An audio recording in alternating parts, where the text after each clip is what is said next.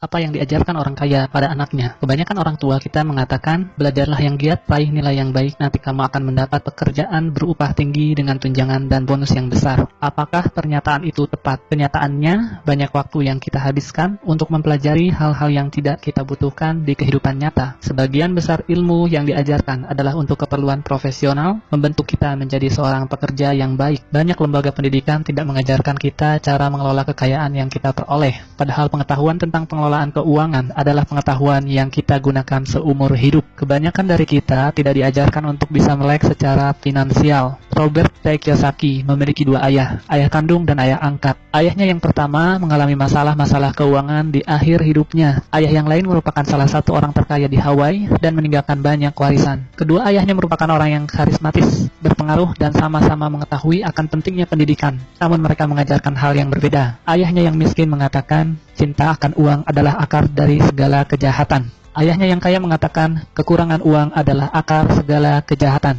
Ayahnya yang miskin mengajari agar menjadi seorang yang pandai dan cerdik sehingga nantinya bisa bekerja di perusahaan besar. Ayahnya yang kaya mengajari agar memiliki perusahaan dan mempekerjakan orang yang pandai dan cerdik. Ayah yang miskin menyuruh untuk menabung. Ayah yang kaya menyuruh untuk berinvestasi. Saat kondisi sulit, ayahnya yang miskin mengatakan, saya tidak mampu mencapainya. Ayah yang kaya mengatakan, bagaimana agar saya mampu mencapainya? Ayah yang miskin mengajarkan kita agar bekerja untuk uang. Ayah yang kaya mengajari bahwa uanglah yang harusnya bekerja untuk kita. Apa pelajaran yang bisa kita ambil dari kisah hidup Kiyosaki? Pelajaran pertama, orang miskin dan kelas menengah bekerja untuk uang. Orang kaya mempunyai uang yang bekerja untuk mereka. Manusia dipenuhi oleh rasa takut dan hasrat. Takut hidup tanpa uang memotivasi kita untuk bekerja keras. Setelah itu, kita mendapatkan penghasilan. Selanjutnya, hasrat atau nafsu mengajak kita untuk memikirkan hal-hal yang indah.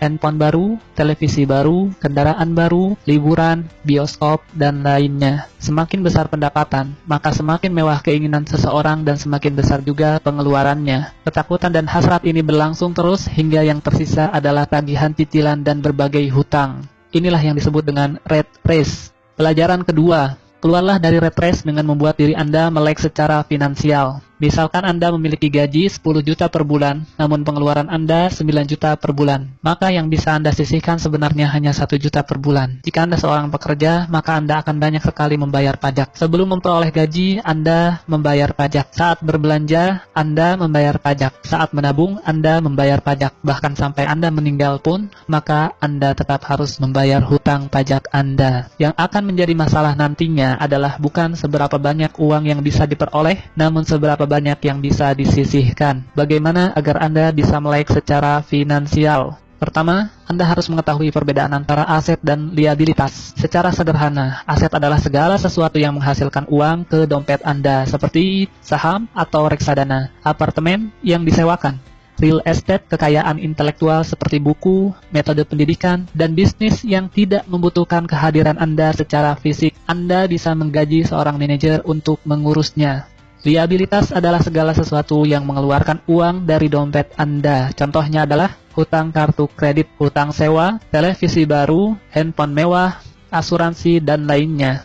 Orang miskin memiliki pengeluaran harian yang tinggi. Kelas menengah membeli liabilitas yang mereka pikir adalah aset, dan orang kaya membangun kumpulan aset yang kuat untuk menghasilkan pendapatan. Kelas menengah mendapati dirinya berada pada pergulatan keuangan yang terus-menerus. Pendapatan utama mereka adalah gaji. Semakin tinggi gajinya, maka semakin keras mereka bekerja dan pajaknya pun semakin tinggi. Pengeluaran juga meningkat seiring peningkatan gaji, sehingga istilah rat race menjadi cocok untuk mereka. Bukannya berinvestasi di aset sesungguhnya, kelas menengah malah memperlakukan rumah mereka sebagai aset utama. Orang kaya semakin kaya karena mereka terus mengumpulkan aset dan berinvestasi untuk menghasilkan pemasukan yang akan melebihi pengeluaran mereka sendiri. Lalu kenapa rumah bisa bukan merupakan aset, namun liabilitas? Orang bekerja dalam waktu yang panjang untuk membayar kredit rumah. Orang juga membayar untuk pajak rumah, pengeluaran untuk perawatan rumah, dan biaya lingkungan, telepon, listrik, PAM. Ditambah lagi, nilai bangunan rumah itu sendiri bisa terdepresiasi atau menurun dari waktu ke waktu. Anda akan banyak mengeluarkan uang untuk membayar cicilan dan perawatan rumah. Nasihat ayah kaya, bila Anda ingin membeli rumah, pertama kali Anda mesti mempunyai arus kas dari aset Anda. Aset ini yang akan menghasilkan uang dan kemudian digunakan untuk membayar rumah yang Anda beli. Konsentrasikan usaha Anda untuk membeli aset-aset yang menghasilkan dan upayakan untuk menjaga liabilitas dan pengeluaran di tingkat yang serendah mungkin. Pelajaran ketiga, mulailah mengelola bisnis Anda sendiri. Anda bisa tetap bekerja di pekerjaan Anda sekarang, tapi mulailah berpikir untuk memiliki bisnis sendiri. Kiyosaki menjual mesin fotokopi dan mendapatkan pemasukan berdasarkan komisi dari perusahaan Xerox. Dengan penghasilannya ini, dia membeli real estate dan dalam waktu 3 tahun, real estate-nya sudah menghasilkan pemasukan yang jauh lebih besar dari gaji yang diterima dari Xerox. Dia tahu bahwa untuk keluar dari rat race dengan cepat, dia harus bekerja lebih keras dengan menjual mesin fotokopi lebih banyak lagi dan mulai membangun bisnisnya sendiri. Jangan membelanjakan semua gaji yang Anda dapat. Bangunlah portfolio aset. Saat aset Anda sudah menghasilkan pendapatan yang cukup, maka Anda boleh membelanjakannya. Kiyosaki kemudian keluar dari tempat kerjanya dan membangun bisnisnya sendiri secara penuh waktu. Pelajaran keempat, bayarlah diri Anda terlebih dahulu. Pajak pendapatan telah diterapkan kepada penduduk di Inggris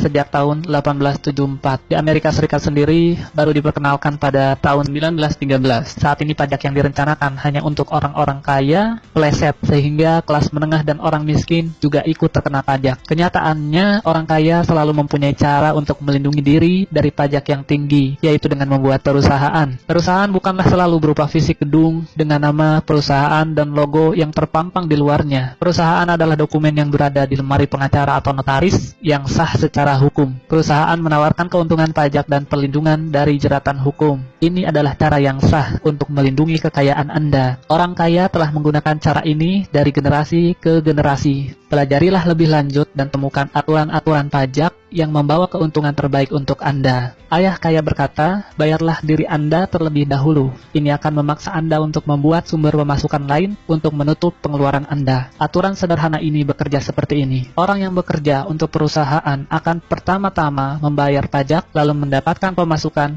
kemudian baru berbelanja. Sedangkan pemilik perusahaan akan terlebih dahulu memperoleh pemasukan, kemudian berbelanja, lalu membayar pajak. Para pekerja dipajaki terlebih dahulu, kemudian menggunakan apa yang tersisa. Sedangkan pemilik perusahaan menggunakan terlebih dahulu pendapatan dan membayar pajak berdasarkan apa yang tersisa. Lalu, apa yang penting dipelajari agar Anda melek finansial? Ada 4 ilmu utama yang penting untuk dipelajari. Yang pertama, akuntansi. Akuntansi membuat kita bisa membaca laporan keuangan. Pada saat meninjau suatu bisnis atau aset, Anda perlu secara cepat melihat catatan keuangan perusahaan yang sedang Anda tinjau. Banyak orang yang tidak tahu bagaimana menyeimbangkan neraca keuangan. Yang kedua adalah investasi. Keterampilan ini akan terasa dengan pengalaman. Bicaralah dengan para investor dan selidiki bagaimana cara mereka berinvestasi. Yang ketiga adalah perilaku pasar. Ketahuilah aturan penawaran dan permintaan. Tidak ada pemilik bisnis yang dapat melakukan bisnisnya tanpa memahami prinsip dasar dari pasar. Lihatlah berbagai kesempatan atau peluang bisnis. Lihat apa yang dijual dan siapa yang akan membelinya. Yang keempat adalah hukum. Kiyosaki merekomendasikan untuk melakukan segala yang berkaitan dengan pengembangan bisnis Anda dalam koridor bisnis yang legal. Ketahuilah hukum-hukum perusahaan, aturan lokal, dan aturan akuntansi yang berlaku. Pelajaran kelima, belajarlah untuk menjadi investor profesional. Ayah kaya menjelaskan bahwa ada 2 jenis investor. Yang pertama adalah pembeli paket investasi. Ini adalah investor yang menelepon retail outlet, perusahaan real estate, stockbroker, atau perencana keuangan dan menaruh uang Anda dalam portfolio investasi yang sudah ada. Cara ini merupakan cara tercepat dan praktis. Yang kedua adalah investor profesional. Rancang sendiri investasi Anda, lakukanlah penawaran aset-aset Anda, dan cari berbagai kemungkinan dari kesempatan yang ada. Ayah kaya sangat menganjurkan jenis investor ini. Anda perlu membangun 3 keterampilan dasar untuk menjadi investor jenis ini. Yang pertama adalah identifikasi kesempatan atau peluang yang dilewatkan oleh orang lain.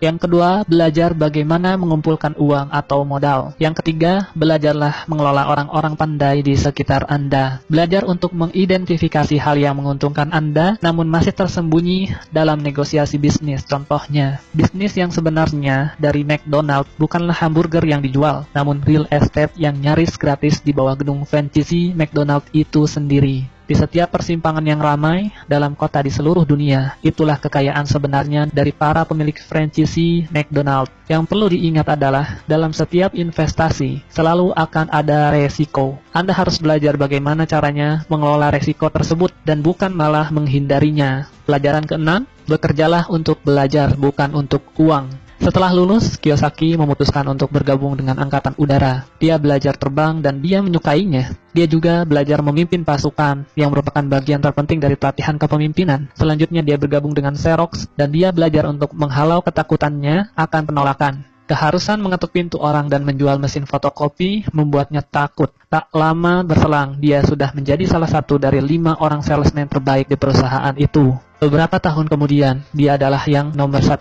Setelah belajar menaklukkan rasa malu dan takut akan penolakan, dan menjadi nomor 1, dia keluar untuk mulai membangun kerajaan bisnisnya sendiri. Pelajari berbagai keterampilan menjadi seorang public relations, marketing, advertising. Ambillah pekerjaan sambilan dengan tujuan untuk belajar lebih jauh lagi, bukan untuk uang. Dalam sistem pendidikan kita, sekolah mengajarkan orang menjadi seorang profesional. Profesional akan menjadi seorang spesialis hingga mereka tak mampu bekerja di luar bidangnya dan membutuhkan serikat pekerja untuk melindungi posisi atau pekerjaan mereka. Ingatlah, Anda bisa menjadi seorang profesional, katakanlah belajar menjadi seorang pilot jika ingin belajar terbang. Namun, pada saat yang sama, mulailah berpikir untuk mengembangkan bisnis Anda sendiri. Orang kaya mendidik anaknya berbagai hal yang berkaitan dengan bisnis itu sendiri. Mereka memindahkannya dari departemen yang satu ke departemen yang lainnya, hingga ia dapat belajar tentang keterkaitan antar departemen yang ada. Spesialisasi bukanlah yang terpenting di sini, namun mengambil pelajaran di semua departemen sangatlah penting untuk modal melihat suatu bisnis secara keseluruhan. Ada 3 keterampilan manajemen yang utama. Yang pertama adalah manajemen arus kas, kedua adalah manajemen sistem, ketiga adalah manajemen sumber daya manusia. Jadi, apa saja yang kita pelajari? Yang pertama, orang miskin dan kelas menengah bekerja untuk uang. Orang kaya mempunyai uang yang bekerja untuk mereka. Yang kedua, keluarlah dari rat race dengan membuat diri Anda melek secara finansial. Yang ketiga, mulailah mengelola bisnis Anda sendiri. Yang keempat, bayarlah diri Anda terlebih dahulu. Yang kelima, belajarlah untuk menjadi investor profesional. Yang keenam, bekerjalah untuk belajar, bukan untuk uang. Ingatlah, pekerjaan adalah solusi jangka pendek untuk masalah keuangan jangka panjang Anda. Atasi hambatan Anda dan mulailah bertindak sekarang. Kenapa harus memanjat tangga karir di perusahaan bila Anda bisa memiliki tangganya sekalian?